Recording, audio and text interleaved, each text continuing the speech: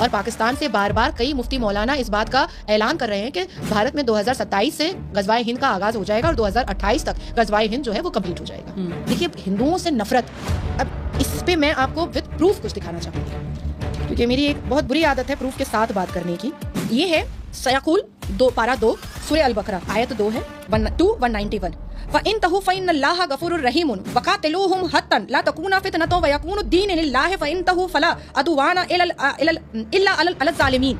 इसका मतलब ये होता है, और तुम अल्लाह की राह में उन लोगों से लड़ो जो तुमसे लड़े, मगर ज्यादती ना करो कि अल्लाह ज्यादती करने वालों को पसंद नहीं करता।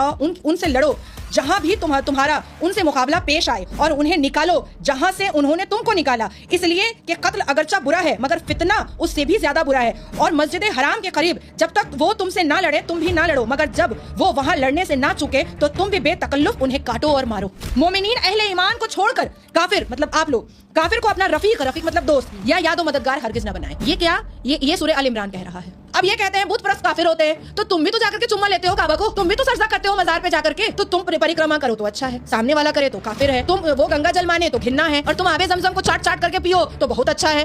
ये है कुरान। बताइए कहाँ पर है वक्फ। अब देखिए आयरोनिक, हिंदू नहीं रखेंगे, लेकिन पूरे 22 करोड़ की आबादी में 2 अकलमंद दाना बीना मुसलमान वकील नहीं मिला। अभिषेक मनु सिंघवी भी हिंदू और कपिल सिब्बल भी हिंदू। 40,000 से ऊपर याचिकाएं अलग अलग राज्यों में मुसलमानों ने डाली हैं कि वक्फ बोर्ड ने मेरी संपत्ति छीन ली। भाई तुम तो मुसलमानों के वेलफेयर के लिए आए थे। अच्छा, अवेसी क्यों चिल्ला रहा है? इसकी सबसे बड़ी वजह है अवेसी ने 3,000 करोड़ की संपत्ति घपला करके रखी हुई है। किसी भी मुसलमान को लेकर के जो इस्लामिक स्कॉलर आते हैं, आप इनको सिर्फ कहिए कि आप मुझे 2 आयतें पढ़ के बताइए और उसका मीनिंग बता दीजिए, कुरान मत लीजिएगा हाथ में, नहीं बता पाएगा। ये क्या करते हैं, रट्टा मारते हैं। मैं तो हमेशा पूछती हूँ कि बताओ ना वक्फ कितने तरीके का होता है। तुम मुझे गालियां परोसता है, तुम आवारा औरत हो, तुम धंधा करती हो, तो सीसी का खिलाफ क्यों कर रहे हैं? बहन से शादी नहीं कर पाएगा इसलिए, तो उन्होंने मुझे बुला करके ये पहनाया। वो एनर्जी, वो वाइब्रेशन है। हाँ, और सच में मुझे बहुत दिमाग जो है ना, जो बेवजह के गुस्से से वो शांत हुआ है। हमारे अल कुरान में सूरह अल काफिरून है, कुल या अय्युहल काफिरून ला अबुदु मा तअबुदून वला अंतुम आबिदूना मा अबुदु लकुम दीनुकुम वलिय दीन। आप अपने धर्म की इज्जत करो और दूसरों को उसके धर्म की इज्जत करने दो। तो वो भी मैंने हाई कोर्ट से परमिशन लिया था, क्योंकि मुझे इमाम साहब परमिशन नहीं दे रहे थे। मैं तो प्रैक्टिसिंग मुस्लिम हूं। नमः पार्वती पता हर हर Mahadev. Raw and real with Kavita Singh, powered by. एक कप अद्विका टी बनाए हर पल खास, प्रीमियम टेस्ट, नेचुरल फ्रेशनेस और वेलनेस का perfect blend. Order now at www.advikatea.com, जहां हर कप हो खुशियों की चुस्की के साथ आपकी अपनी चाय के नाम। हर हर महादेव, जय जय श्री राम। नाज़ा जी, हो क्या रहा है भारत में? भारत में सिविल वॉर की तैयारी हो रही है। भारत को जंगे करबला बनाने की तैयारी हो रही है। वक्त तो एक बहाना है। 72 फिरकों में 70 फिरकों का हक काटना है, मलाई खुद चाटना है, सबको भड़काना है, आतंकी दंगा करवाना है, और वही हम देख रहे हैं। एग्जैक्टली हम वही देख रहे हैं। सर्वोच्च न्यायपालिका में 2025 के वक्फ संशोधन बिल पर तकरीबन मोर और लेस 70 पिटीशन फाइल हो गए हैं खिलाफ में। क्या कोई भी साधारण मुसलमान का पिटीशन है? नहीं है। कोई कांग्रेस का नेता है, कोई टीएमसी का नेता है, कोई एमआईएम का नेता है, कोई समाजवादी पार्टी का नेता है। 75 पॉलिटिकल पार्टियों ने मिल करके 70 याचिका दायर की है। साधारण मुसलमान की याचिका कहां पर है? मस्जिद भी कुछ परमानेंट नहीं होता है, वो सिर्फ एकत्रित होकर के एक मजमा बना करके वो इबादत करने की जगह होती है। तो ये भी 1994 का आप जजमेंट उठा करके देखिए, साफ लिखा हुआ है कि मस्जिद is not an integral part of Islam. अब आते हैं पॉलीगैमी हलाला पर। अब क्योंकि इनके पास कोई भी रीजन नहीं है, मेरा ही पिटीशन है सर्वोच्च न्यायपालिका में, साफ अल कुरान में लिखा हुआ है कि हलाला का ये सिस्टम है, और पॉलीगेमी आप 4 शादियां कर सकते हैं, लेकिन हलाला 99.9% आप ना करें तो ज्यादा बेहतर है। ये कुरान कह रहा है, तो आप काय को कर रहे हो? मजा मारने के लिए, नंगा नाच करने के लिए, अपनी ठड़कबाजी निकालने के लिए? क्यों करने दूंगी मैं? हलाला के नाम पर बेटियों के साथ धंधा कर रहे हो प्रोस्टिट्यूशन का, मैं क्यों करने दूंगी? अगर इस कौम में एक लड़की पढ़ी लिखी है तो वो सबकी आंखें खोलेगी। पॉलीगेमी, प्रॉफिट मोहम्मद सल्लल्लाहु अलैहि वसल्लम पीस अपॉन हिम, उन्होंने 11 शादियां की थी। बेवा से किया था, अपाहज से किया था, बड़े उम्र दराज से किया था, अनाथ से किया था, लावारिस से किया था। ये लोग करते हैं क्या लावारिस से? ये लोग करते हैं अनाथ से, ये लोग करते हैं बेवा से। पहली शादी मुसलमान मर्द करता है जब उसकी उम्र 22 या 23 होती है। उस वक्त वो सिमिलर एज से कर लेता है, 18, 19, 17, 16 से कर लेता है। जैसे ही 30 क्रॉस करता है फिर लाता है 17, 18। उसके बाद फिर 50 क्रॉस करता है फिर लाता है 17, 18। फिर 60 क्रॉस करता है फिर लाता है 17, 18। तो ये है इनकी अश्लीलता का लुंगी डांस, इनकी ठरकबाजी और इनका चुल इतना ज्यादा है कि अब लोगों को समझ में आने लगा है। आप सोचिए कि ये यूसीसी का खिलाफ क्यों कर रहे हैं? बहन से शादी नहीं कर पाएगा इसीलिए, बहनों से शादी नहीं कर पाएगा इसलिए। सोचिए कितनी घिनौनी बात है कि एक साथ चाचा मामा सबके बच्चे खेल रहे हैं, खाला मामा चाचा सबके बच्चे खेल रहे हैं, और उसके बाद फिर अचानक से बड़े होंगे और दोनों की शादी हो जाएगी, भैया बन जाएगा सैया और भाई बन जाएगा बगा जमाई। सोचिए कितनी बेहुदा बात है। तो हम तो इन्हीं चीजों को ठीक करना चाहते हैं ना। अब आती है बात कि ये लोग जो लोग बैठते हैं इस्लामिक स्कॉलर टीवी चैनलों पर, इनको ये भी नहीं पता है कि वक्फ कितने तरीके का होता है। मैं तो हमेशा पूछती हूँ कि बताओ ना वक्फ कितने तरीके का होता है। तो मुझे गालियां परोसता है, तुम आवारा औरत हो, तुम धंधा करती हो। करीब एक बड़े न्यूज़ चैनल पर मुझे सैयद जवाद ने कहा ये धंधाबाज औरत है। तो मुसलमान मर्दों का ये शब्दावली होता है मुस्लिम शिक्षित महिलाओं की, यानी सोच यही है। सोच यही है। आप महिला अगर भूखे में घर में कायद नहीं है, वो बाहर निकल के काम कर रही है और वो आपसे सवाल कर रही है, तो सवाल कैसे कर रही है?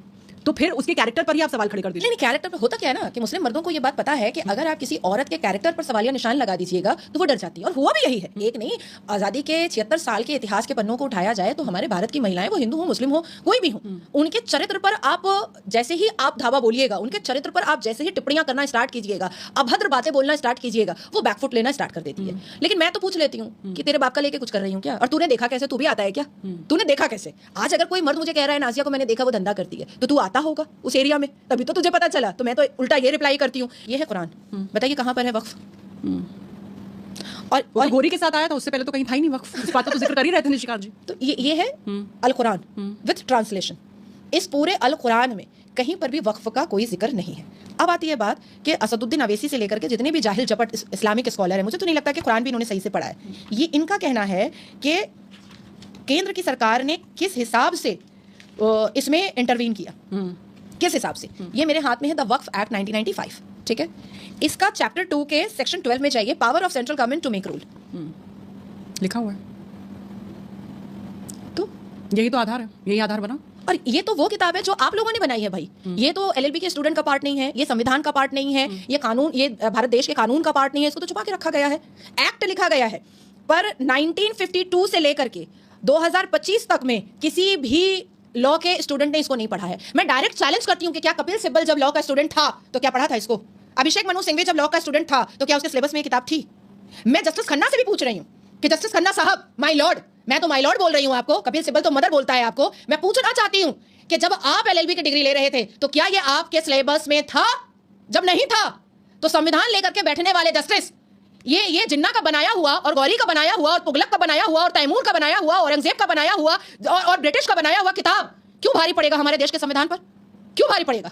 आज देश के संविधान से आपको जजमेंट देने के लिए बिठाया गया है काला कोट पहन करके। आपको शरिया सुनने के लिए नहीं बिठाया गया है, आपको कुरान की आयतें सुनने के लिए नहीं बिठाया गया है, आपको लंबे लंबे चौड़े चौड़े तकरीर जो है इस्लामिक मजलिस सुनने के लिए नहीं बिठाया गया है, आपको ये बहरूबिया वक्फ एक्ट सुनने के लिए नहीं बिठाया गया है। आप संविधान के दायरे में देखिए, आर्टिकल के दायरे में देखिए कि आप इसमें जजमेंट देने के काबिल है भी कि नहीं। अब आती है बात, संविधान का आर्टिकल 254 क्या कहता है? संविधान का आर्टिकल 254 कहता है कि जब लोकतंत्र के मंदिर लोकसभा और राज्यसभा से जब कोई बिल पास हो जाता है तो उससे ऊपर तो कोई होता ही नहीं है। उसको आप कैसे इनकार कर सकते हैं? तो फिर भाई खत्म कर दो पार्लियामेंट। इसी बात का जिक्र कर रहे थे निशिकांत दुबे जी। फिर खत्म कर दो पार्लियामेंट। भाई एक एक मिनट में अरबों रुपए, करोड़ों रुपए पार्लियामेंट में खर्च होता है। जब संसद की जरूरत ही नहीं है। अब संसद ना लोकसभा की जरूरत है, ना राज्यसभा की जरूरत है, ना राष्ट्रपति की जरूरत है, ना उपराष्ट्रपति की जरूरत है, ना भारत के प्रधानमंत्री की जरूरत है। अब तो अब सुप्रीम कोर्ट चला लेगा देश को। पाकिस्तान में आर्मी चला रहा है और भारत में सुप्रीम कोर्ट चलाएगा, क्योंकि चलाने की कोशिश तो पूरी की जा रही है, पूरी की पूरी की जा रही है। अब तो सुप्रीम कोर्ट जो है, सर्वोच्च न्यायपालिका, देश की राष्ट्रपति को नोटिस भेजने लगा है, एक राज्य के गवर्नर को नोटिस भेजने लगा है, जिनके ऊपर कानूनी कोई दावपेच लग ही नहीं सकता है। ये तो संविधान का आर्टिकल बोल रहा है। अब आती हूं मैं कि जब मुसलमानों की इतनी बातें सुन ही रहे हैं जस्टिस खन्ना, तो जरा आर्टिकल 264 के बारे में भी बात करें, आर्टिकल 265 के भी बारे में बात करें। मंदिरें टैक्स दे रही हैं क्योंकि चढ़ावा आता है, चंदा आता है 1947 से, है ना? तो मज़ारों में भी तो आता है चढ़ावा और चंदा। यहाँ से कुछ भी नहीं आ रहा, तो आप क्यों नहीं दे रहे हो? मतलब आप खा भी लोगे, लूट भी लोगे, दबा भी लोगे, नोच भी लोगे, काट भी दोगे, पीट भी दोगे, रेप भी कर दोगे, सब कुछ कर दोगे, और उसके बाद फिर मोडी भी कर करके असदुद्दीन अवैसी गाली भी दे देगा। कि 2024 के फरवरी में देवबंद से एक आवाज उठी थी गजवाए हिंद की, और पाकिस्तान से बार बार कई मुफ्ती मौलाना इस बात का ऐलान कर रहे हैं कि भारत में 2027 से गजवाए हिंद का आगाज हो जाएगा और 2028 तक गजवाए हिंद जो है वो कंप्लीट हो जाएगा। भाई बंगाल में इलेक्शन है इसलिए ऐसा हो रहा है, अरे भाई बिहार में इलेक्शन है इसलिए ऐसा हो रहा है। ये सिर्फ इलेक्शन को एक सामने पिलर बना के रखा गया है और दारुल हर्ब का आगाज कर दिया गया है दारुसलाम करने के लिए, गजवाए हिंद करने के लिए। ये इलेक्शन सिर्फ एक बहाना है। अच्छा, जब इलेक्शन नहीं रहता है तो क्या अफजल गुरु जाकर के पार्लियामेंट पे अटैक नहीं कर देता है क्या? जब इलेक्शन नहीं रहता है तो क्या यासिन मलिक पूरे कश्मीर, जम्मू एंड कश्मीर में कश्मीरी पंडितों को नहीं मारता है क्या? जब इलेक्शन नहीं रहता है तो याकूब मेमन जाकर के 93 का बम ब्लास्ट नहीं कर देता है क्या? इलेक्शन जब नहीं रहता है तो क्या नासिर खान, खादिर खान रेप नहीं करता है क्या? तो इनको इलेक्शन से क्या लेना देना है? इनको लुंगी डांस करना है, इनको तलवार उठाना है, और ये किसी भी हालात में उठाएंगे। क्योंकि देखिए, ये तो अल कुरान कहता है कि जमीन के जर्रे जर्रे को इस्लामिक बनाना है। अब आप सोचिए, और देखिए हिंदुओं से नफरत, अब इस पे मैं आपको विद प्रूफ कुछ दिखाना चाहूंगी, क्योंकि मेरी एक बहुत बुरी आदत है प्रूफ के साथ बात करने की। ये है सयाकुल 2 पारा 2 सूरह अल बकरा आयत 2 है 191 फ़इन तहु फ़इन्नल्लाह गफ़ूरुर रहीमुन वक़ातिलूहुम हत्तन ला तकूना फ़ितनतुन व यकूनुद्दीन लिल्लाहि फ़इन तहु फ़ला अदवाना इल्ला अलल ज़ालिमीन। इसका मतलब ये होता है और तुम अल्लाह की राह में उन लोगों से लड़ो जो तुमसे लड़े, मगर ज्यादती ना करो कि अल्लाह ज्यादती करने वालों को पसंद नहीं करता। उनसे लड़ो जहां भी तुम्हारा उनसे मुकाबला पेश आए और उन्हें निकालो जहां से उन्होंने तुमको निकाला, इसलिए कि कत्ल अगरचा बुरा है मगर फितना उससे भी ज्यादा बुरा है। और मस्जिद हराम के करीब जब तक वो तुमसे ना लड़े तुम भी ना लड़ो, मगर जब वो वहां लड़ने से ना चूके तो तुम भी बेतकल्लुफ उन्हें काटो और मारो। क्या कह रहा है अवैसी? मैंने ये क्यों सुनाया है? अवैसी क्या कह रहा है? अमित शाह और मोदी तुम्हारी मस्जिदें छीन लेगा, तुम्हारा नहीं, वर्ड पकड़िए। यहां क्या कह रहा है? 2:191 से याकूल सूरह अल बकरा क्या कह रहा है? तुम्हारी मस्जिदों को, मस्जिद हरम को अगर कोई तुमसे छीने तो तुम उसको काटो और मारो। और अवैसी क्या कह रहा है? डर बिठा रहा है कि तुम्हारी मस्जिदें छीन ली जाएंगी, तुम्हारी खानकाहें छीन ली जाएंगी, तुम्हारी मज़ारें छीन ली जाएंगी, तुम्हारे कब्रिस्तान छीन लिए जाएंगे। वो क्यों बोल रहा है? क्योंकि वो सयाकुल पारा 2 सूरह अल बकरा की याद दिला रहा है। अब आते हैं हम इसके दूसरे पर, यानी वही बात कि दंगा भड़काने की कोशिश। बिल्कुल बिल्कुल बिल्कुल। अब आते हैं वमन यब्तगा गैरल इस्लाम में यदन फलन यकबुलु मिनहु वहुव फिल आखिरति मिनल खासिरीन। और हम अल्लाह के तबा फरमान मुसलमान है, इस फरमाबरदारी इस्लाम के सिवा जो शख्स कोई और तरीका इख्तियार करना चाहे उसका वो तरीका हरगिज कबूल ना किया जाएगा और आखिरत में उसको नामुरादों की जगह मिलेंगी। तो कुरान कह रहा है और हवाला दिया जा रहा है इन्हीं बातों का, और इन्हीं बातों के जरिया उकसाया जा रहा है, डराया जा रहा है। अब एक और है जिसको सुनना बहुत जरूरी है। ला यत्तखिजुल मुमिनीनल काफिरीन औलिया मिन दूनी, यहीं पर रुक रहा है। मोमिनीन अहले ईमान को छोड़कर काफिरों को अपना रफीक या यादो मददगार हरगिज ना बनाएं। हिंदू कभी हमारे दोस्त नहीं हो सकते। मैं फिर से पढ़ दे रही हूँ। मोमिनीन मतलब हम लोग क्या है? मोमिन है, मोमिन मोमिनात अशरफुल मखलूकात है। मोमिनीन अहले ईमान को छोड़कर, अहले ईमान जो हमारे इस्लाम वाले हैं, ला इलाहा वाला जो रिश्ता जो बोल रहा था वैसी मन से परसों, हम लोग ला इलाहा वाले हैं, सिर्फ अल्लाह को और ला इलाहा को याद करके सब हम मेरे साथ जुड़ जाओ। मोमिनीन अहले ईमान को छोड़कर काफिर मतलब आप लोग काफिर को अपना रफीक मतलब दोस्त या यादो मददगार हरगिज ना बनाए। ये क्या? ये सूरह अल इमरान कह रहा है। अब आप बताइए। और ये चीजों को पकड़ पकड़ करके इन्हीं आयतों को याद दिला रहा है असदुद्दीन अवैसी, और मुसलमान भड़क रहे हैं। देखिए धार्मिक किताब, मैं उनको गलत नहीं बोलूंगी क्योंकि धार्मिक किताब जो होती है वो आपको कहीं ना कहीं सेंटिमेंट कर ही देती है, वो आपके खून को कहीं ना कहीं गर्म कर ही देती है। लेकिन जिम्मेदारी उन पर होती है कि जो इनको इस मजहबी किताब को पढ़ना और समझना जानता है, उसको तय करना है कि कौन सी आयत का हवाला मुझे कहां पर इस्तेमाल करना है। जैसे आप अरब जाइएगा, अरब में कभी भी वो 26 आयतें नहीं पढ़ी जाती हैं जो विवादित है, जिसमें काटने, मारने, लूटने, पीटने, रेप, टूप, ये सब सारी चीजें लिखी हुई हैं, उसको साइलेंट मोड पर कर दिया गया है। क्यों कर दिया गया है? क्योंकि मोहम्मद बिन सलमान ने कहा कि मैं अब जीरो टॉलरेंस की पॉलिसी पर चल रहा हूं और मैं किसी भी तरीके से इस्लामिक एक्सट्रीमिस्ट को पसंद नहीं करूंगा। मतलब वहां पर पॉज लगा दिया जाता है। बिल्कुल। लेकिन अब यहाँ पर मन से उसी का हवाला दिया जाता है। आप देखिए तकरीबन 100 से ज्यादा हज और उम्रा के वक्त में तवाफ करते वक्त जिन मुसलमानों ने फिलिस्तीन के झंडे लहराए उसको अरब की पुलिस ने अरेस्ट किया, अरेस्ट करके कोड़े बरसाए। जो कोई भी अरब में मक्का मुअज़्ज़मा और मदीना मुनव्वरा पे रोड पे नमाज पढ़ता है या इधर उधर कहीं पर नमाज पढ़ देता है, उसके ऊपर पेनल्टी लगती है और उसको सजा हो जाती है, उसके ऊपर कोड़े बरसाए जाते हैं। हम कहते हैं भाई नमाज मत पढ़ो, अरे मोदी हमारा हक छीन ले रहा है, अरे मोदी तो मुसलमानों का दुश्मन है। अरे अरब भी कह रहा है तो क्या मोहम्मद बिन सलमान भी तेरा दुश्मन है? अब मैं कहूंगी, मैं अभी परिक्रमा करके आई ओंकारेश्वर मंदिर का, अब सबने इस्लामिक स्कॉलर ने तुम तो मुसलमान बची ही नहीं, तुम तो मुसलमान बची ही नहीं। अरे परिक्रमा तो मुसलमान भी करते हैं, ये जो हज का गोल गोल घूम के तवाफ करते हो 7 बार, तो ये परिक्रमा ही तो है। अरे हिंदू अगर गंगा जल पीता है या गंगा जल को शुद्ध मानता है तो हम भी तो आबे ज़मज़म को शुद्ध मानते हैं।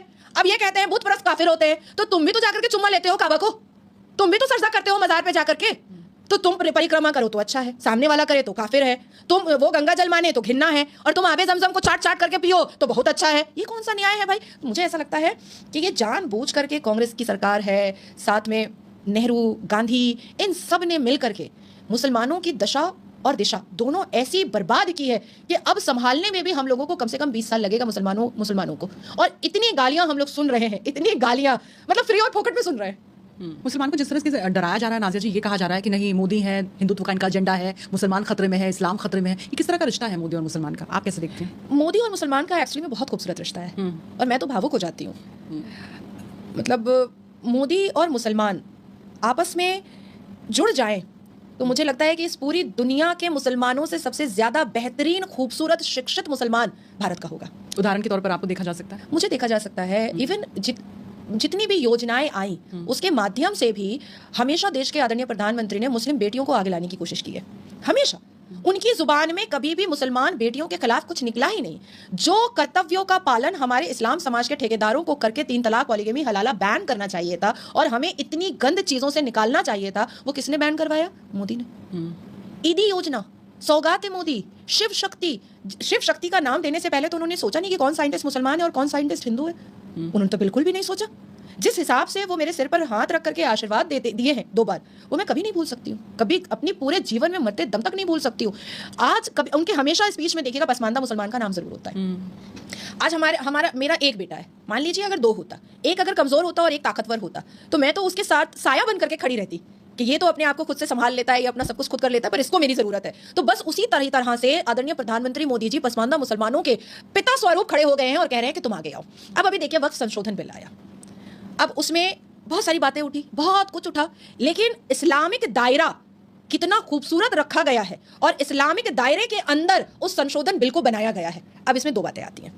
सूरह अल बकरा बताता है कि अल्लाह सुब्हान कहते हैं कि मेरे लिए मर्द और औरत बराबर है। तो मोदी जी ने क्या कहा कि वक्फ के चेयर पर सिर्फ मर्द क्यों बैठेगा, औरतें भी बैठे और वो दिखाओ कि कितनी बैठी हैं। हालांकि ये 2014 में भी हुआ था कि औरत भी बैठेगी, लेकिन कहीं बैठी नहीं। कोई कहीं आप जितने भी स्टेट में जाइए शायद एक आध जगह आपको मिलेगी, लेकिन अब है कि दिखाओ कि बैठी कि नहीं बैठी। अब हमारा अल कुरान कहता है कि कोई फिरका परस्ती नहीं चलेगी, बिल्कुल भी नहीं चलेगी। एक किताब है, अलहामी किताब है अल कुरान, और उससे आपको रस्सी की तरह जुड़े रहना है। वक्फ संशोधन बिल के द्वारा आदरणीय प्रधानमंत्री मोदी जी ने कहा, अरे भूल जाओ शिया, सुन्नी, देवबंदी, बरेलवी, सब भूल जाओ, एक हो जाओ और एक हो करके सबके उत्थान के लिए, सबके वेलफेयर के लिए, सबके फायदे के लिए बात करो। तो क्या बुरा कर दिया भाई? क्या बुरा कर दिया? और अच्छी बात है, एक है तो सेफ है। हाँ, तो ये तो अच्छी बात है, ये तो बहुत खूबसूरत बात है। अब उसमें 2 हिंदुओं को डालने की बात कही गई, जो सबको बहुत बुरा लगा। इस बात को लेकर गजब की आपत्ति है। हाँ, हिंदू कैसे रहेंगे? सुप्रीम कोर्ट ने भी स्टे इसी बात हाँ, लगा। स्टे नहीं लगाया है, वो डेट की हियरिंग पड़ी है कि जब तक के 5 मई लिए, को। हाँ, जब तक के लिए आप अभी कुछ नहीं करेंगे, वो भी अभी मैं डिकोड कर दूंगी आपको। आप ही कहते हो गंगा जमनी तहजीब, तो गंगा जमनी तहजीब में ये रजाकारी असदुद्दीन अवैसी की पार्टी तो नहीं है। मुस्लिम मजलिस मुस्लिम इत्तेहादुल मुस्लिमीन के एक भी हिंदू नहीं रहेगा। ये तो पूरे देश के लिए वक्फ बोर्ड है ना, तो फिर क्यों नहीं हिंदू रह सकता है? एक तरफ कहते हो गंगा जमनी तहजीब है, एक तरफ कहते हो कि हम दिवाली की मिठाइयाँ खाएंगे, आप ईद की सवैयाँ खाओ, तो 2 हिंदू को कमेटी बोर्ड में रखने में इतनी आपत्ति? अरे दिवाली की मिठाई तुम काली माँ के चरणों से उठा करके खाओ, तब ना मजा आए, तब ना पता चले कि वाकई में तुम गंगा जमनी तहजीब मानते हो। तुम गंगा जल उठा करके पूरे मान अदर के साथ तुम पी करके दिखाओ ना, तब हम मानेंगे कि तुम गंगा जमनी तहजीब मानते हो। तुम दुर्गा पूजा में हल्दीराम से, बंसाराम से आप मिठाई का डब्बा ले जा करके उसको ठुसवाइएगा, तो उसको तो फतरा ज़कात लेने की आदत है, वो तो पैक डब्बा ले ही लेगा। दुर्गा माँ के चरणों का वो प्रसाद खा के दिखाओ, तब हम मानेंगे गंगा जमनी तहजीब है। अब देखिए आयरोनिक, हिंदू नहीं रखेंगे, लेकिन पूरे 22 करोड़ की आबादी में 2 अक्लमंद, दाना बीना मुसलमान वकील नहीं मिला। अभिषेक मनु सिंघवी भी हिंदू और कपिल सिब्बल भी हिंदू। और देखिए शैतानी दिमाग, हिंदुओं को पैसा दे करके, हिंदुओं को खड़ा करके सर्वोच्च न्यायपालिका में कह रहा है हिंदू नहीं होना चाहिए, और बेशरम हिंदू कह भी रहा है कि हिंदू नहीं होना चाहिए। अरे हिंदुओं से इतनी नफरत थी तो कम से कम तैयारी तो कर लेते, तैयारी करके कम से कम 10 अच्छे वकील, दाना बीना, अक्लमंद, बहुत इंटेलिजेंट वकील तो बना लेते कि भैया मेरे लिए लड़ेगा। वो कबाड़ी वाला हिंदू मुस्लिम राइट करेगा दिल्ली में, पुष्पा बनेगा तो वो जाएगा उसके लिए लड़ने के लिए, संभल के लिए जाएगा उसके लिए लड़ने के लिए। तो जितने भी आप मुस्लिम पर्सनल लॉ बोर्ड के आप जितने भी बड़े बड़े केसेस उठाइए, जो मेन वकील होता है, जो सबमिशन देता है, वो हिंदू होता है, वो हिंदू होता है। तो आपने तो वक्फ बोर्ड की रेवेन्यू के पैसे से 10-22 करोड़ में 10 अच्छे इंटेलिजेंट आपने वकील तक नहीं बनाए जो आपके लिए लड़े, और आपको हिंदू पसंद नहीं है। वाह रे वाह। इसी बात का तो जिक्र मोदी भी कर रहे थे कि इतने साल में अगर आप ही लोगों ने कुछ काम कर दिया होता तो आज जो गरीब मुसलमान है वो घर चलाने के लिए पंचर तो नहीं बनाते साइकिल का। अब जैसे वक्फ आल औलाद पे बहुत बात उठ रही है। वक्फ आल औलाद जो होता है कि भाई मेरे फादर हैं, उनकी एक प्रॉपर्टी है, अब उन्होंने 4 बेटे हैं उनकी और 5 बेटियां हैं, अब उन्होंने एक हिस्सा निकाल करके उन्होंने वक्फ कर दिया कि ये मस्जिद में जाएगी, अब ये मस्जिद बनेगा। अरे भैया आप पहले ही तो सक्सेशन आपने इस्लामिक तरीके से बेटियों का काट पीट करके रखा है। बेटा अगर 1 है और बेटी 5 है तो आप 75 पैसा बेटे को देंगे और 25 पैसे में 5 बेटी और बीवी भी। तो भाई आप वक्फ क्यों कर रहे हो? पहले अपनी बेटियों को तो हक दे दो। तो जो कौम, जो इस्लाम का झंडा लहराने वाले, जो कौम अपनी बेटियों को नहीं दे रहा है हक, वो कह रहा है कि हम वक्फ करेंगे। और ये कौन था जो 9 लाख एकड़ जमीन छोड़ करके चला गया है? और जिसके पास 9 लाख एकड़ जमीन होगी वो ये छाती पीटेगा कि मोदी की वजह से हम सब गरीब हो गए। दुनिया का सबसे अमीर बोर्ड है वक्फ बोर्ड। तो फिर मुसलमान गरीब कैसे है? फिर सच्चर कमीशन की रिपोर्ट कैसे बताती है कि हम दलितों से भी नीचे हैं, पीछे हैं पढ़ने में? और भाई मोदी को कोसने से पहले तो सच्चर कमेटी को कोसो, क्योंकि उन्होंने ये पूरे राज निकाले हैं कि यहाँ पर पैसे का हेरफेर हो रहा है। आप 1 करोड़ रुपया आप दे रहे हो टैक्स, और वहीं पर एक अकेला अयोध्या मंदिर 400 करोड़ टैक्स दे रहा है। क्यों?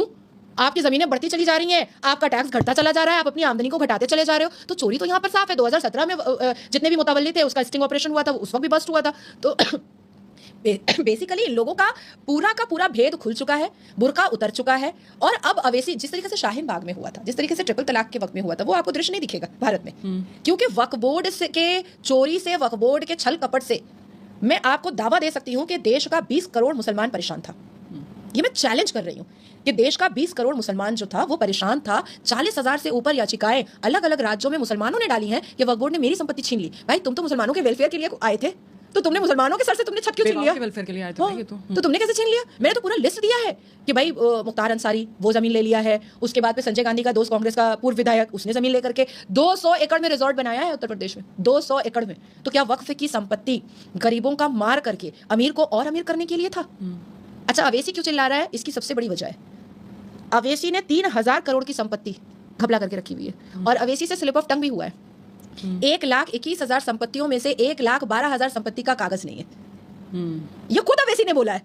और वो भी यही लग रहा था। और बाद में उसने कहा कि नहीं माइनॉरिटी मैं भी शायद उस डिबेट में थी, नहीं माइनॉरिटी मिनिस्ट्री ने हमारा इतना परसेंट कम कर दिया, इतना परसेंट कम कर दिया। मैंने कहा जिस वक्फ बोर्ड से 20,000 करोड़ रुपया रेवेन्यू लैंड के हिसाब से आना चाहिए, उसको क्या जरूरत है माइनॉरिटी मिनिस्ट्री से भीख मांगने की?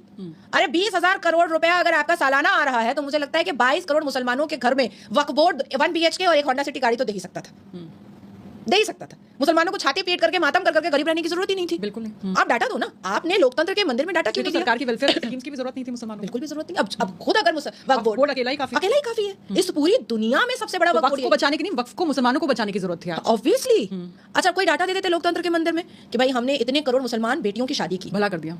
क्योंकि हमारे मुस्लिम कम्युनिटी में मुस्लिम बेटियों के जहेज ना होने की वजह से 40-40, 45-45 साल तक वो बैठ रही हैं, बूढ़ी हो रही हैं, लेकिन जहेज नहीं दे पा रही हैं, तो शादी नहीं हो रही है। तो आप एक डाटा बनाते कि हमने 1 करोड़ मुस्लिम बेटियों की शादी वक्फ बोर्ड के पैसे से की, हमने 1,000 यूनिवर्सिटी खोला मुसलमान बच्चों के लिए जिसमें उसमें फ्री में होगा, हमने 2 ट्रेनें निकाली मुसलमानों के लिए जिसमें वो फ्री में जाएंगे, हमने 2 एरोप्लेन निकाल दिया मुसलमानों के लिए जिसमें वो फ्री में ट्रैवल करेंगे, हम हर साल 1 लाख मुसलमानों को भारत से हज के लिए भेजते हैं फ्री में जो गरीब होते हैं। तो आप दे दो डाटा, कर सकते थे ना ये सब, तो आप दो ना डाटा दे देते, क्यों नहीं दे रहे हो?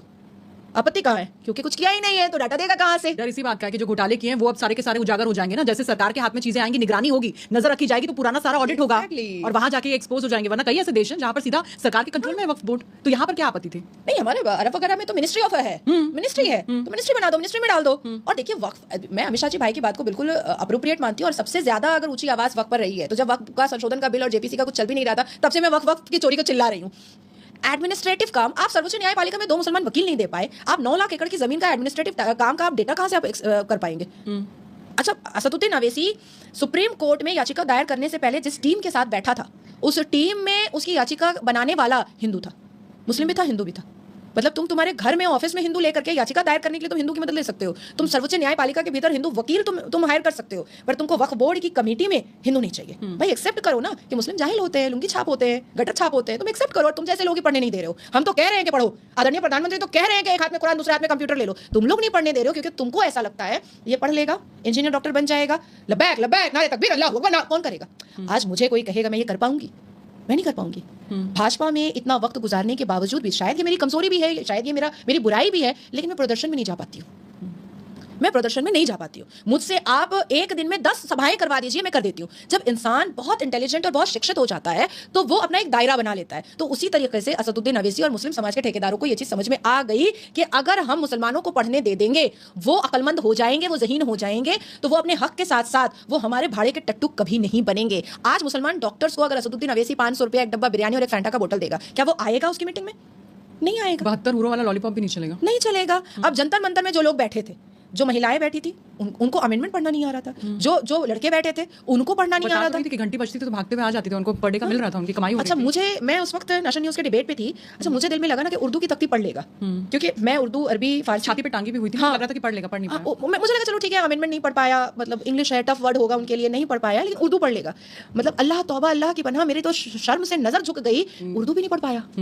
मैं तो जो रिपोर्टर था मैंने उसको फोन करके कहा कि हम कहाँ आ चुके हैं, मेरी कौम कहाँ आ चुकी है, तुम क्या दिखा रहे हो, तुमने तो पूरे देश को दिखा दिया कि तुमने मुसलमानों की क्या हालत कर दी है कि वो बेचारे कुछ नहीं पढ़ पा, उर्दू तक नहीं पढ़ पा रहे, में भी जाकर कुछ नहीं कर पाए, अरबी तक नहीं पढ़ पा रहे। अब आप कभी भी किसी भी मुसलमान को लेकर के, ये जो इस्लामिक स्कॉलर आते हैं, आप इनको सिर्फ कहिए कि आप मुझे 2 आयतें पढ़ के बताइए और उसका मीनिंग बता दीजिए, कुरान मत लीजिएगा हाथ में, नहीं बता पाएगा, नहीं बता पाएगा। ये क्या करते हैं, रट्टा मारते हैं। रुद्राक्ष क्यों पहनते हैं आप? ये क्या जुड़ाव है? नहीं, एक्चुअली मेरा पहले बहुत शॉर्ट टेम्पर था, बहुत गुस्सा आता था मुझे। अब तो मैं बहुत शांत हो चुकी हूँ, एक्सट्रीम शांत। जब से मैंने ये डाला है, एक्चुअली पहले तो ये डाला था और ये वाला, उसके बाद अभी मैं ये ओमकारेश्वर मंदिर गई थी, तो वहाँ के जो पहाड़ों पर बैठ करके संत जो पूरा मतलब अपने आस्था में लगे रहते हैं, उन्होंने ये शायद 8 साल या 7 साल इस पे जप किया है, तो उन्होंने मुझे बुला करके ये पहनाया। वो एनर्जी, वो वाइब्रेशन है इसमें। हाँ, और सच में मुझे बहुत दिमाग जो है ना, जो बेवजह के गुस्से से वो शांत हुआ है, शरीर अच्छा रहता है। इस तरह से पहनने पे कभी आपको ऐसा नहीं लगता कि नहीं मेरा ईमान इसकी इजाजत नहीं देता, या मैं मुसलमान हूँ, तो आपको इस पर आपत्ति नहीं होती है? नहीं, मुझे तो इसमें कोई आपत्ति नहीं है। कुछ मुसलमानों ने तो बिंदी लगाने पर भी आपत्ति होती है कि वो बहरूपिया मुसलमान है, वो जाली मुसलमान है। प्रॉफिट मोहम्मद सल्लल्लाहु अलैहि वसल्लम की पहली शादी तो यहूदी से हुई थी, बीबी खदीजा से। बाद में उन्होंने अपना मतलब कन्वर्शन किया था। हमारे अल कुरान में सूरह अल काफिरून है, कुल या अय्युहल काफिरून ला अअबुदु मा तअबुदून वला अंतुम आबिदूना मा अअबुदु लकुम दीनुकुम वलिय दीन। आप अपने धर्म की इज्जत करो और दूसरों को उसके धर्म की इज्जत करने दो। मैं जिस इस्लाम को मानती हूँ, आप जिसको पूजते हैं, मैं मेरे इस्लाम को मानूं, आप अपने भगवान को पूजिए। ये सूरह अल काफिरून कह रहा है। तो अगर मेरी आस्था रुद्राक्ष पर है, भगवान राम पर है, तो ये कोई पाप तो नहीं है। मैं किसी का रेप तो नहीं कर रही, किसी का घपला तो नहीं कर रही। ईमान मुकम्मल होना चाहिए मुसलमान का, वही मुसलमान अच्छा होता है जिसका मुकम्मल ईमान होता है। मैं बुराई से, मैं बदतमीजी से, मैं बदगुमानी से बहुत दूर रहती हूँ। और आस्था किस पर लगाया है मैंने? भगवान राम पर लगाया है। नमाज भी पढ़ती हूँ। अभी मैं 31 मार्च को ईद की नमाज टिपू सुल्तान मस्जिद में जाकर के पढ़कर आई हूँ, और वो भी मैंने हाई कोर्ट से परमिशन लिया था, क्योंकि मुझे इमाम साहब परमिशन नहीं दे रहे थे, तो मैंने हाई कोर्ट से परमिशन लिया। देखिए, एक्चुअली मैं मस्जिद जाती नहीं, टू बी वेरी फ्रैंक, मुझे वो लाग लपेट वाली आय बाय शाय वाली बात मुझे पसंद नहीं आती। मैं मस्जिद जाती नहीं पढ़ने के लिए, लेकिन इन्होंने एक हवा उड़ाया कि नाजिया मुस्लिम नहीं है, नाजिया मुस्लिम नहीं है, तो मेरे दिमाग में आ गया चैलेंज। मैंने कहा किसके बाप की कितनी औकात है, मैं मस्जिद में अब बैठ करके नमाज पढ़ूंगी और मर्दों की भीड़ में नमाज पढ़ूंगी। अगर एक बाप का पैदा है, तो अगर नाजिया मुसलमान नहीं है तो मना करके दिखा। कोई नहीं आया। मैंने ईद की नमाज पढ़ करके मैं आई घर। मैं तो प्रैक्टिसिंग मुस्लिम हूँ।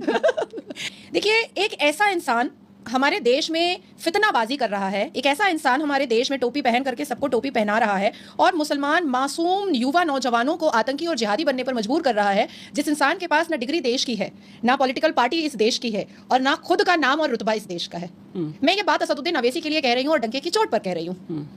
असदुद्दीन अवैसी बैरिस्टर है, डिग्री उनकी बाहर की है, और इसीलिए जब वो वक्फ संशोधन बिल 2025 को लेकर के जब वो सर्वोच्च न्यायपालिका की हियरिंग में गए, तो वो वकील के कपड़ों में नहीं थे, वो नए दूल्हे राजा नौशे मियां बन करके शेरवानी पहन करके गए थे। तो क्योंकि विदेश की डिग्री है। अब आती है बात कि उनकी जो पॉलिटिकल पार्टी है वो 1946 की बनाई हुई पाकिस्तानी रजाकारी मुकबिर कासिम रिजवी की पार्टी है, तो उनकी पार्टी भी तो मजलिस मुस्लिम इत्तेहादुल मुस्लिमीन, ये पार्टी भी इस देश की नहीं है। अब उनका जो नाम और रुतबा है, असदुद्दीन अवैसी अगर कासिम रिजवी की पार्टी के बिना अगर इस देश में पॉलिटिकल एक चेहरा बनना चाहता तो क्या वो बन सकता था? वो कभी नहीं बन सकता था। कासिम रिजवी जो रजाकारी पाकिस्तानी मुखबिर था, उसी के चेहरे को इसने एक दूसरा चेहरा दिया है। मैं जब जब असदुद्दीन अवैसी को देखती हूँ, मुझे वो लिबास से चाचा नेहरू लगता है और जुबान से जिन्ना लगता है। यानी आप ये कह रही हैं कि भारत में विभाजन करने की कोशिश की जा रही है, एक और पाकिस्तान बनाने की कोशिश की जा रही है। आप जिन्ना की भूमिका में देख रही हैं अवैसी को? बिल्कुल। क्या पाकिस्तान की टूलकिट बन गए हैं? नहीं, वो तो बने हुए थे, उनकी पॉलिटिकल पार्टी ही तो कासिम रिजवी की थी। अब आप इसको नोट कीजिए कि मैंने क्यों कहा कि लिबास से वो चाचा नेहरू है और जुबान से वो जिन्ना है। जितनी भी साजिशें हैं वो चाचा नेहरू की तरह खेल रहा है, और जुबान से इस्लामिक जहर जो वो उगल रहा है वो जिन्ना की तरह उगल रहा है। लिबास उसका चीख चीख कर कह रहा है कि टुकड़े तो मैं करवा कर रहूंगा, जो चाचा नेहरू ने गांधी के कंधे पर चढ़ करके कर दिया, और जुबान उसका कह रहा है कि इस्लामिक गजवाए हिंद तो मैं करवा कर रहूंगा। इसलिए मैंने कहा वक्त तो एक बहाना है, यहाँ तो जंगे करबला बनवाना है, यहाँ तो आतंकी और इस्लामिक नंगा नाच करवाना है, और वो कर रहा है। मंच पर एक भी महिला नहीं थी, एक भी। क्या इस 22 करोड़ मुसलमानों की आबादी में क्या एक महिला मुस्लिम ऐसी नहीं थी जो असदुद्दीन अवैसी के मंच पर बैठ सकती थी? क्या 22 करोड़ मुसलमानों की आबादी में हम मान लेते हैं कि 10 करोड़ महिलाएं होंगी, क्या 10 करोड़ महिलाओं में एक भी मुस्लिम महिला बावकार, तालीम याफ्ता, जहानत रखने वाली एक भी मुस्लिम महिला नहीं थी जो उसके मंच पर बैठ सकती थी? क्या मुसलमान बेटियों के, मुसलमान महिलाओं का जो हक अमित शाह जी भाई ने दिया है संसद के पटल पर कि वक्फ बोर्ड में मुसलमान बेटियां भी अपना हक लेंगी और वो चेयर पर बैठेंगी, क्या ये भी सता रहा है असदुद्दीन अवैसी को? इस्लाम में बेटियों का सबसे बुलंद दर्जा का ऐलान करने वाले ना जाने कितने दाढ़ी टोपी वाले परसों हमें दिखे चार मीनार के पास, हैदराबाद ओल्ड सिटी में। ना भीड़ में मुझे महिलाएं दिखी और ना मंच पर मुझे महिलाएं दिखी। जब इसी सर्वोच्च न्यायपालिका से 3 तलाक बंद होता है, इंस्टेंट ट्रिपल तलाक, 3 तलाक की बिद्दत बंद नहीं हुआ है, इंस्टेंट ट्रिपल तलाक जब बंद होता है तो नहीं मानता है। सीएए जब होता है, पास हो जाता है सिटीजनशिप अमेंडमेंट बिल एक्ट, तो भी नहीं मानता है। उसके बाद फिर जब 370 और 35A अबॉलिश हो जाता है तो भी नहीं मानता है। राम मंदिर के पक्ष में आ जाता है जजमेंट, तो भी नहीं मानता है।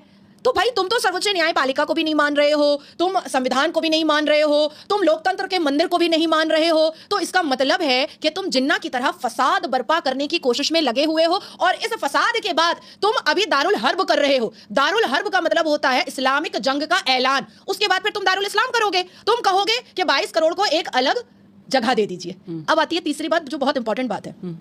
इनकी शैतानी दिमाग देखिए कि ना मुसलमान पढ़ेगा और ना ही मुसलमान अपना संवैधानिक और इस्लामिक हक मांगेगा। जाहिल रहेगा तो उसका ब्रेन वॉश करना बहुत आसान हो जाता है। जाहिलों का ब्रेन वॉश करना बहुत ईजी रहता है। आपने बिल्कुल सही कहा, बिल्कुल। और डराया भी जाता है ना, देखो इस्लाम में ये लिखा है तुम नहीं कर सकते, देखो इस्लाम में वो लिखा है तुम नहीं कर सकते, देखो इस्लाम में ऐसा लिखा है तुम नहीं कर सकते, और बेचारे डर भी जाते हैं। राहुल गांधी क्या बोलेंगे? 123 बड़ी प्रॉपर्टी जो उन्होंने दी थी लोकसभा इलेक्शन 2014 से पहले, वो तो पोल पट्टा खुल चुका है उनका। वो तो सारे देश को पता चल चुका है कि खुद को जिताने के लिए, मुस्लिम तुष्टीकरण की राजनीति कराने के लिए, मुसलमानों को का वोट हथियाने के लिए, मुसलमानों को अपना पॉकेट वोट बनाने के लिए उन्होंने जो मुसलमान समाज के खुद को ठेकेदार बनते हैं उनको 130 बड़ी प्रॉपर्टी दे डाली। नतीजा क्या निकला? हार गई कांग्रेस और बुरी तरीके से हारी। और मुझे लगता है कि 50 साल कांग्रेस अब तो खैर नैया ही डूब चुकी है। अब तो ऊपर आने का कोई सिस्टम मुझे समझ ही में नहीं आता है। और मुझे अपोजिशन में राहुल गांधी बहुत अच्छा लगता है। बोले तो क्या बोले, चोरी तो पकड़ी जा चुकी है ना, चोर की दाढ़ी में तो तिनका नजर में आ चुका है। नहीं, संविधान अगर बचाना है तो मुस्लिम पर्सनल लॉ बोर्ड तोड़ दो। जब आप संविधान से ही चल रहे हो तो मुसलमानों के पर्सनल लॉ की क्या जरूरत है? और एक ऐसा पर्सनल लॉ जिसको कोई नहीं पढ़ रहा। फिर मैं कहूंगी कि जिसको कोई बेचारा एलएलबी का स्टूडेंट नहीं पढ़ रहा है, खुद जस्टिस खन्ना भी नहीं पढ़ रहे पर्सनल लॉ। वो शरिया की किताब तो नहीं है हमारे एलएलबी का सिलेबस, जस्टिस खन्ना भी नहीं पढ़े होंगे, हमारे कपिल सिब्बल अंकल भी नहीं पढ़े होंगे, हमारे अभिषेक मनु सिंघवी जो सोने और जवाहरात में डूबे रहते हैं, जो करोड़ों करोड़ रुपए कमाते हैं, वो भी नहीं पढ़े होंगे शरिया। तो आखिर ये शरिया को सुनने की वजह क्या है? 3 तलाक में भी मैंने देखा कि भाई 1984 से आप शरिया सुन रहे हो, सर्वोच्च न्यायपालिका में आप शरिया सुन रहे हो, आप इस्लाम सुन रहे हो। आप कैसे इस्लाम सुन सकते हो? आप कैसे शरिया सुन सकते हो? आपको 2 टोक पूछना चाहिए था कि मुसलमान महिलाएं भी इसी संविधान का पार्ट है और उनकी फंडामेंटल राइट और उनकी फ्रीडम ऑफ स्पीच और उनका संवैधानिक राइट भी हम इसी पटल से देंगे, कहीं और से नहीं देंगे। तो अगर अवेसी संविधान मानता है, या अवेसी के जितने चिंटू मिंटू बैठते हैं न्यूज चैनल्स पर, अगर वो संविधान मानते हैं तो पूरी ईमानदारी से कुरान पर हाथ रख करके कसम खाएं, 30 पारे की कसम और प्रॉफिट मोहम्मद सल्लल्लाहु अलैहि वसल्लम की कसम खाएं कि वो संविधान मानते हैं। तो फिर मुस्लिम पर्सनल लॉ बोर्ड पर वो हथौड़ा चला देंगे। क्योंकि 2 चीजों का मान एक साथ तो नहीं हो सकता। और जहां तक मैं देख रही हूं और जहां तक देश और दुनिया देख रही है, ये संविधान की लाज तो नहीं रख रहे हैं, ये तो लाज वही मुस्लिम पर्सनल लॉ बोर्ड की रख रहे हैं, शरिया की रख रहे हैं, बाकी तो किसी चीज की भी नहीं रख रहे हैं। हालात ऐसे आ चुके हैं कि अब रसूल की उम्मत से कन्वर्ट होकर के मुसलमान जो है औरंगजेब की उम्मत में बदल चुके हैं। शांतिपूर्ण समुदाय, लोग बोलते हैं ना शांतिपूर्ण समुदाय कैसे होते होंगे? शांतिपूर्ण समुदाय अवेसी जैसे होते हैं, शांतिपूर्ण समुदाय अरशद मदनी जैसा होता है, शांतिपूर्ण समुदाय जो मुर्शिदाबाद में हमने लुंगी डांस देखा, शांतिपूर्ण समुदाय जो आकर के कैमरा के सामने कहता है मोदी को तो चप्पल से मारेंगे, रील्स वायरल होती है भाई। शांतिपूर्ण समुदाय कैसा होता है? शांतिपूर्ण समुदाय जो मस्जिद में रेप करता है, शांतिपूर्ण समुदाय जो तांत्रा के पब से निकल करके पार्क स्ट्रीट से एक क्रिश्चियन बेटी को उठा करके दबोच करके 2 भाई मुसलमान भाई रेप कर देता है। शांतिपूर्ण समुदाय होता कैसा है? शांतिपूर्ण समुदाय जैसे मोहम्मद होता है, मोहम्मद की सेना। शांतिपूर्ण समुदाय एक्चुअली में कैसा होता है? एक्सप्लेनेशन कैसे दे सकते हैं? तो लश्कर तैयबा दे सकते हैं। कलमा तैयब का लश्कर, लश्कर तैयबा का मतलब होता है पहला कलमा ला इलाहा इल्लल्लाह मुहम्मदुर रसूलुल्लाह, अल्लाह एक है, पाक और बेऐब है, उसके सिवा कोई माबूद नहीं है। उसकी लश्कर क्या कर रही है? उसकी लश्कर 6 साल 8 साल 9 साल 10 साल 50 साल 65 साल हिंदू होनी चाहिए, सलवार उतारो और रेप करो। ये है शांतिपूर्ण समुदाय। ऐसा जिहाद छिड़ा हुआ है। तो अगर इसको शांतिपूर्ण समुदाय कहते हैं तो फिर अशांतिपूर्ण किसको कहते हैं भाई? किसको कहा जाएगा? और अशांतिपूर्ण भाई, आपने रेप करने के लिए मस्जिद नहीं छोड़ा, आपने मजार नहीं छोड़ा, आपने दरगाह नहीं छोड़ा, आपने इमाम बाड़ा नहीं छोड़ा, आपने स्कूल नहीं छोड़ा, आपने कॉलेज नहीं छोड़ा, आपने रोड नहीं छोड़ा, आपने मेट्रो नहीं छोड़ा, आपने गाड़ी नहीं छोड़ा, आपने तो कुछ भी नहीं छोड़ा। आपको तो बस सलवार उतारने का इतना चस्का है, इतना ठरक है कि बस औरत दिखनी चाहिए भैया। अब वो 65 की है तो भी चलेगी, 62 की है तो भी चलेगी, 80 की है तो भी चलेगी, 6 साल की है तो भी चलेगी। साथ ही साथ आप में कम से कम इतनी उदारता तो है, वरना टॉलरेंस की बात की जाती है, लेकिन कितनी टॉलरेंस होती है और कितनी पीसफुल कम्युनिटी है ये तो हम देखते हैं जब मन से इस तरह के भाषण दिए जाते हैं। बहुत बहुत शुक्रिया हमारे लिए वक्त निकालने के लिए नाज़र जी। नमः पार्वती पता हर हर महादेव।